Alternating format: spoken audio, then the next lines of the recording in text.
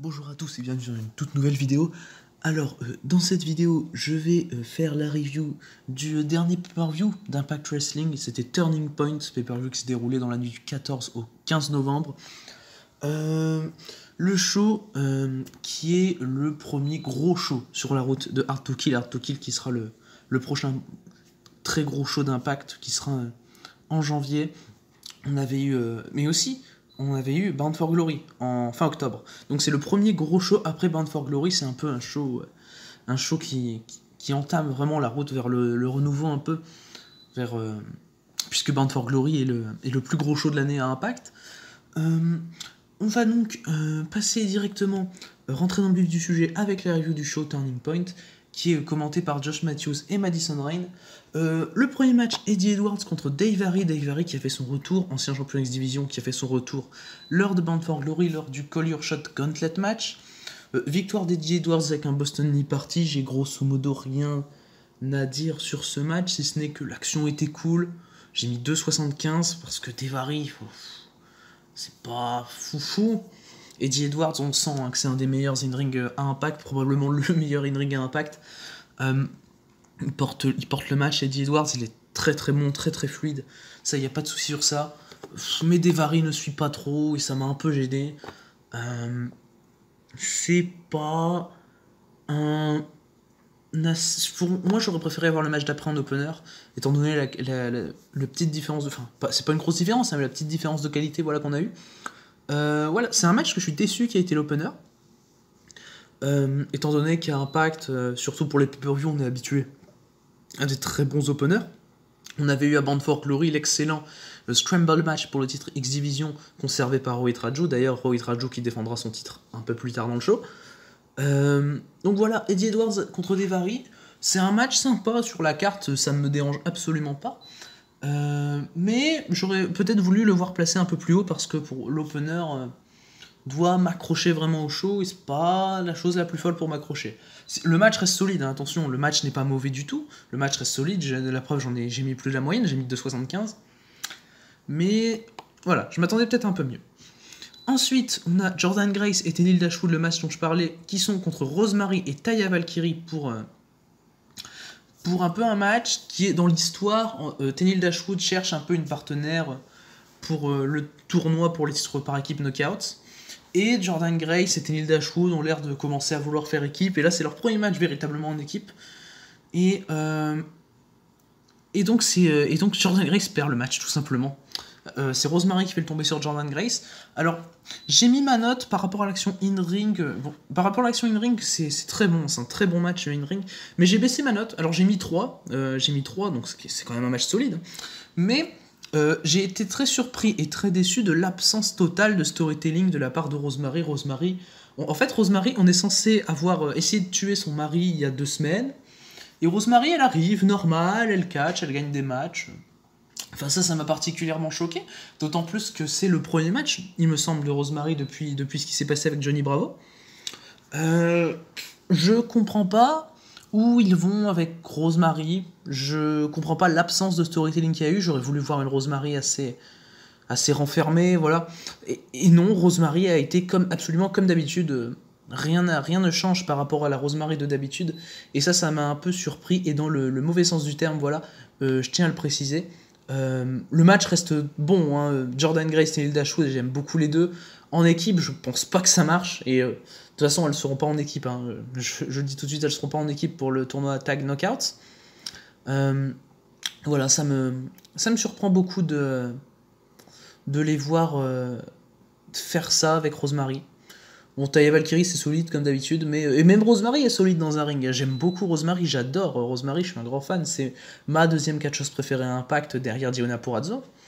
Mais je suis surpris et pas agréablement du tout par ce qui est pour moi un non-sens dans l'histoire racontée, l'histoire qu'ils veulent raconter avec Johnny Bravo.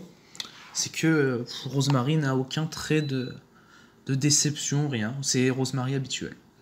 Ensuite, on a en coulisses un élément qui va être important pour la suite du show. En coulisses, on a Cody Deaner et Cousin Jay qui sont un peu en dispute. Et par rapport à la défaite de Deaner contre Johnny Swinger, alors que Cousin Jake surveille ses arrières, Mais Dinner, il s'excuse, il dit que c'est pas simple d'être accusé de meurtre. En plus de tout ça, voilà, et on rappelle que Cody Dinner est encore dans les accusés de la tentative de meurtre de Johnny Bravo. Et les deux hommes finissent juste par s'accorder pour trouver Johnny Swinger. Voilà, ils veulent trouver Johnny Swinger. Et, avant la fin du show, voilà, ils veulent le voir. Ensuite, troisième match, on passe directement à Brian Myers contre Swoggle. C'est un match, c'est le seul match de la carte qui ne me hypait pas, je précise. La rivalité est moyenne, risible même. C'est pas bon la rivalité. Swoggle, voilà, c'est pas ce qui m'hype le plus dans un ring. Brian Myers, qui est le seul ex-WWE, est devenu à Impact que j'aime toujours pas voir catcher. Brian Myers dans un ring, je suis vraiment pas fan. J'ai beaucoup de mal avec Brian Myers. Même à Impact. À Impact, c'est déjà un peu mieux parce que de toute façon, chez WWE, on ne le voyait pas tout simplement. Mais je suis pas fan du tout. Brian Myers, j'accroche pas. Mais ce match était super cool. J'ai mis 3,5. Le match, je le trouve très très cool. Victoire de Brian Myers avec une lariat. Je ne m'attendais pas à ça, je m'attendais pas à cette qualité-là. Je trouve que Brian Myers, c'est même le bon adversaire pour Swoggle pour son premier match de retour. Voilà, même pour un match tout court, je trouve que Brian Myers, il allait très bien au rythme de Swoggle, il était très bien, très professionnel. D'ailleurs, c'est son gimmick, donc voilà. Mais franchement, j'ai vraiment bien aimé le match, j'ai mis un bon gros 3,5, j'ai été surpris. Et je trouve qu'il n'y avait pas trop de fautes in-ring, enfin, même si on pourrait reprocher à Swoggle techniquement. Mais voilà, c'était bien la bonne action, j'ai bien aimé le match.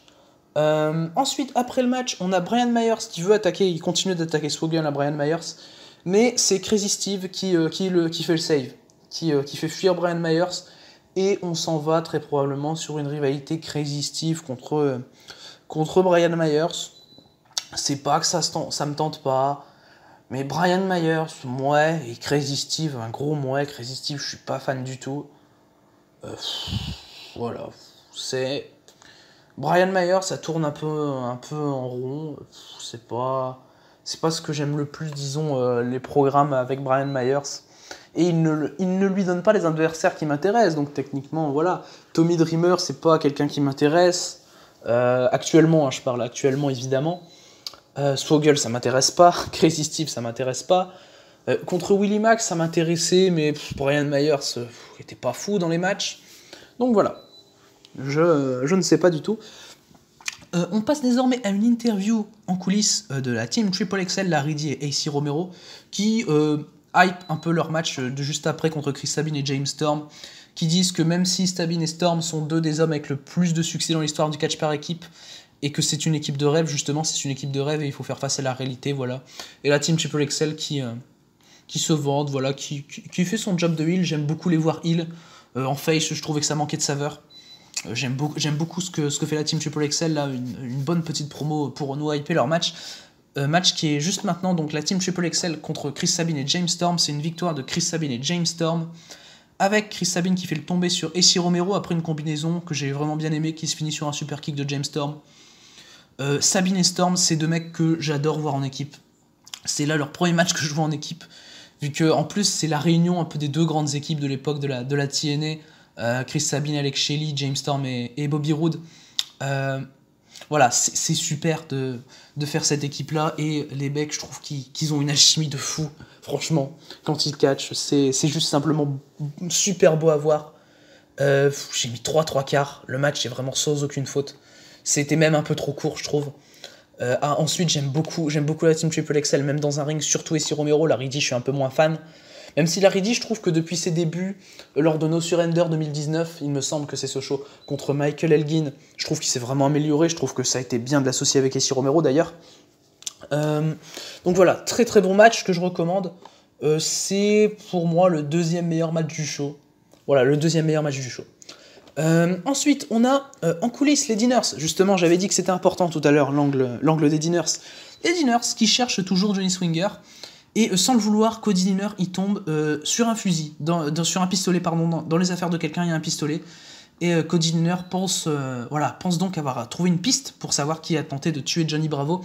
Et on innocente par le même biais Cody Dinner, prévisible. Voilà.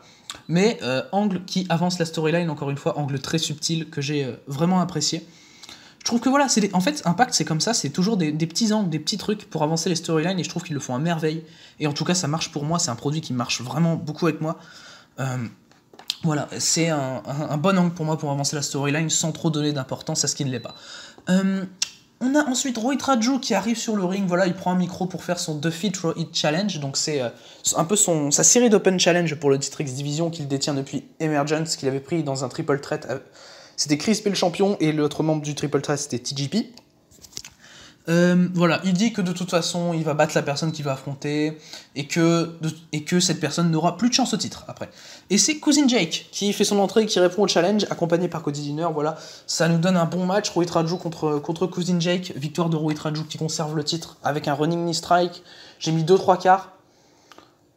J'ai pas super aimé. Enfin, c'est un bon match, mais je trouve en fait franchement c'est un bon match. Franchement, il y a pas de souci, c'est un bon match comme je le disais plus tôt. Mais je sors de deux matchs qui m'ont... un match qui m'a vraiment surpris dans le bon sens du terme et un match que j'ai adoré. Là, je pense que le match m'a permis de souffler. Je pense que Cousin Jake, de toute façon, ça permet de faire souffler. C'est pas l'adversaire le plus sérieux qu'on a pour Rohit Raju actuellement.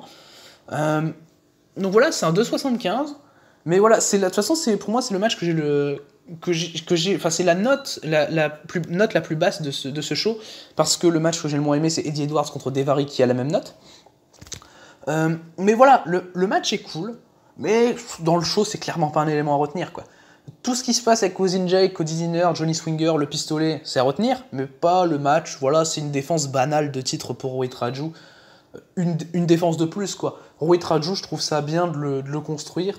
Je pense qu'il va perdre le titre rapidement. Je pense pas qu'on est parti pour avoir un très très long règne non plus, ça fait déjà plus de 2 mois et demi qu'il l'a. Voilà, c'est à peu près tout ce que j'ai à dire sur le match. Voilà, c'est une défense banale de titre en fait. Ensuite, on va passer à Moose contre Willie Mack, match qui est le début logique d'une storyline entre Moose et Rich Swann pour le titre mondial. J'ai mis 3,5 à ce match, le match est très très cool. J'ai failli mettre 3 quarts, mais j'ai été bien déçu de la fin.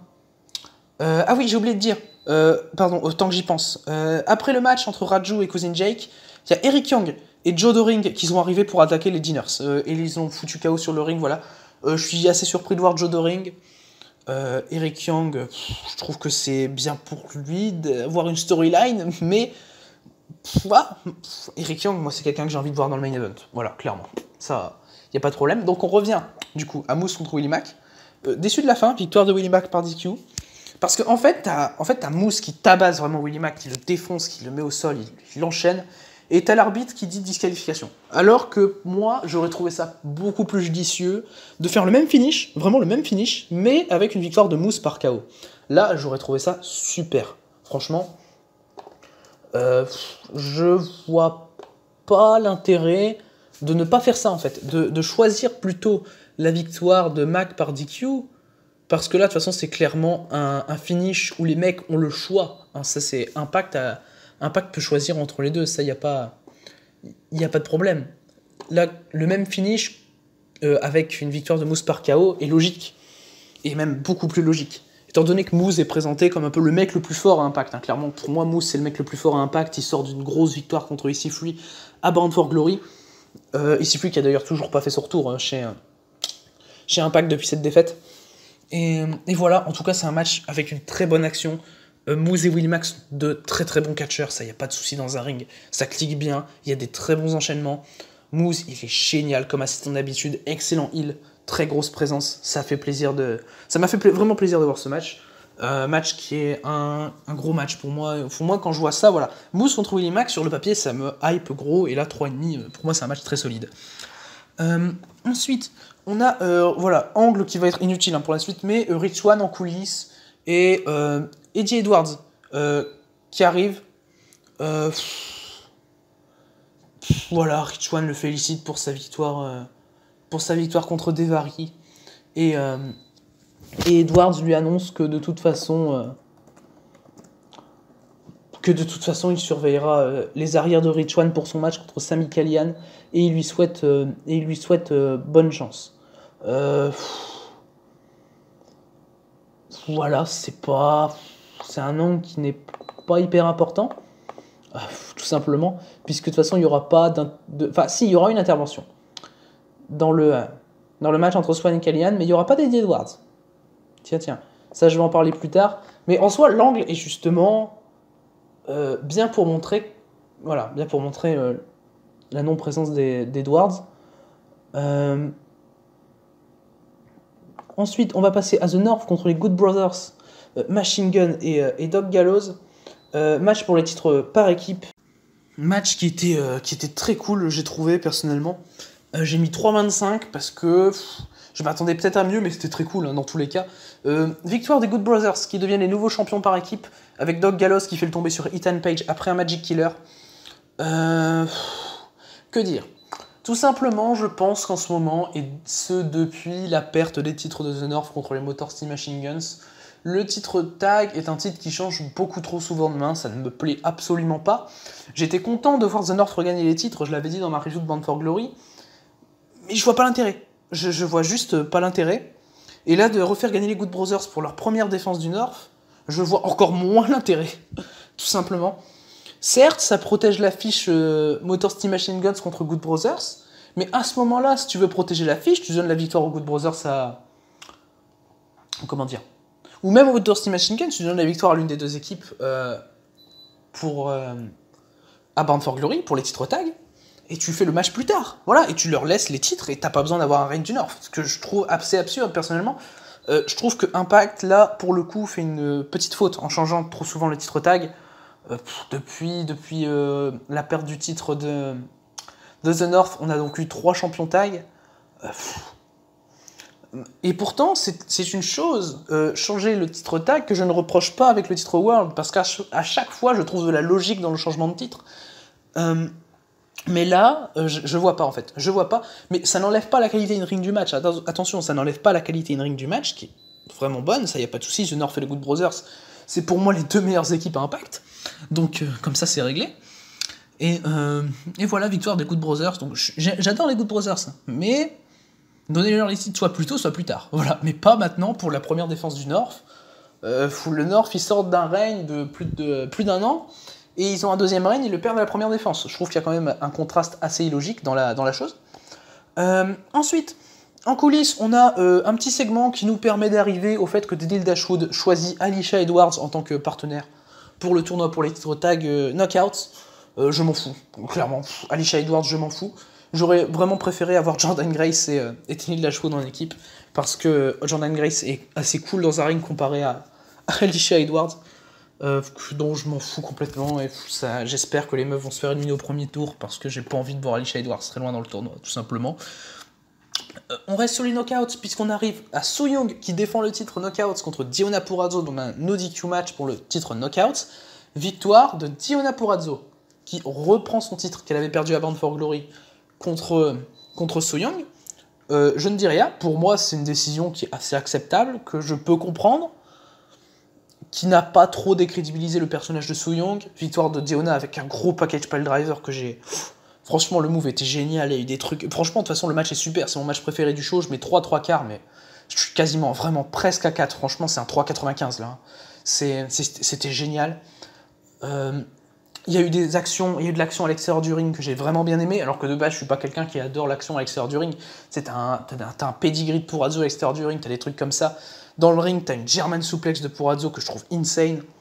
Franchement, t'as des moves que j'ai vraiment, vraiment appréciés. T'as un rythme qui est très bon pour Purrazzo, pour moi, dans un ring, c'est excellent. Techniquement, c'est super.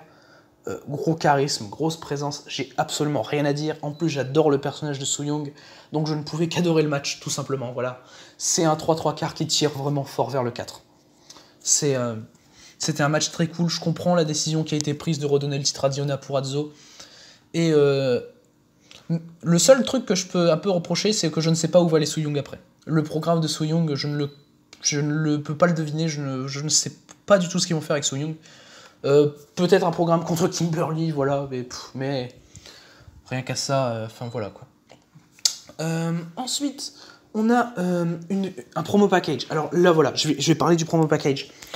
Promo package qui nous résume l'histoire de longue date entre Rich Swann et Sami Callihan.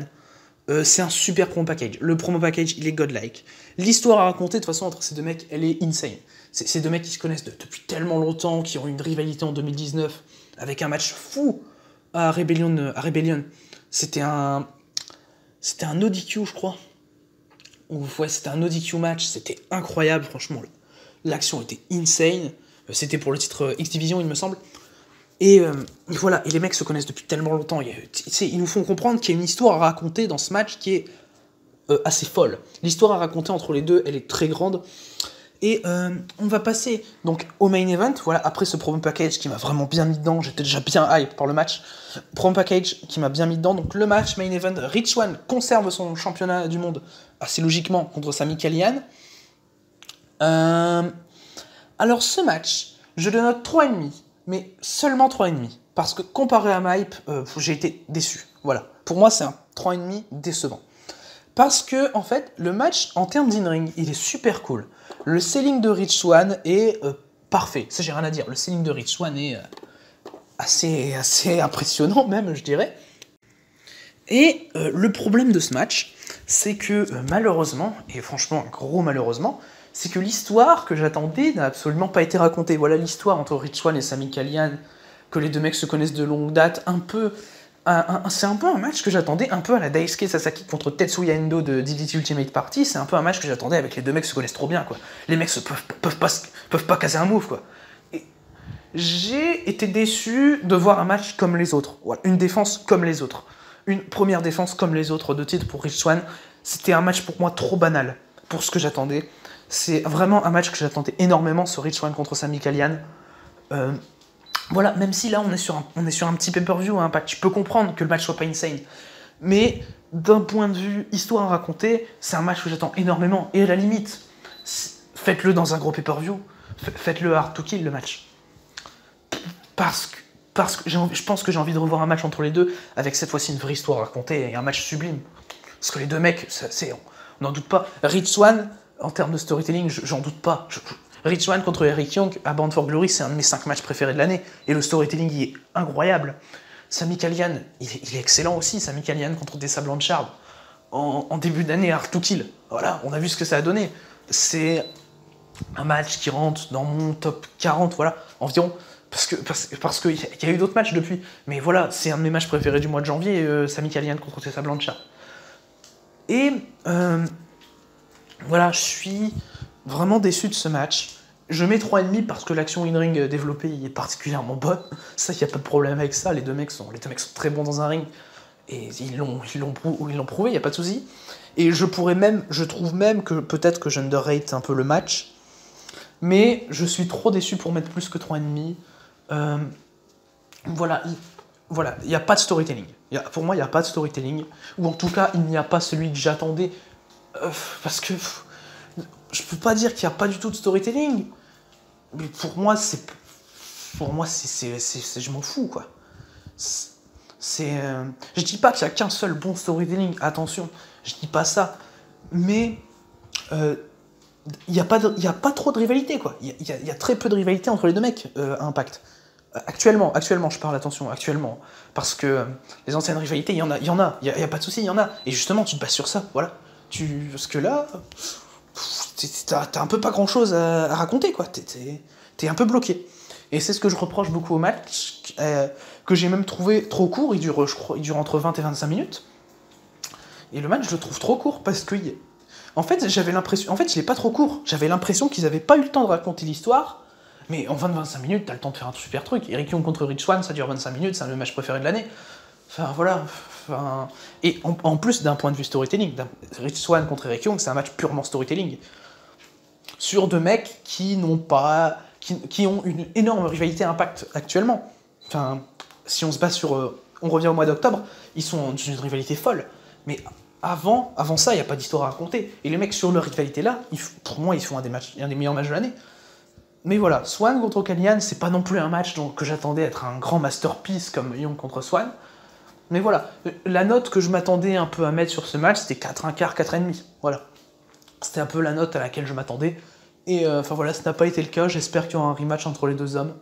Voilà, il y a eu intervention de Ken Shamrock pour essayer d'aider Callihan, mais ça n'a pas marché. Voilà, c'était assez banal. Ça arrive souvent, les interventions de Shamrock dans les matchs de Callihan.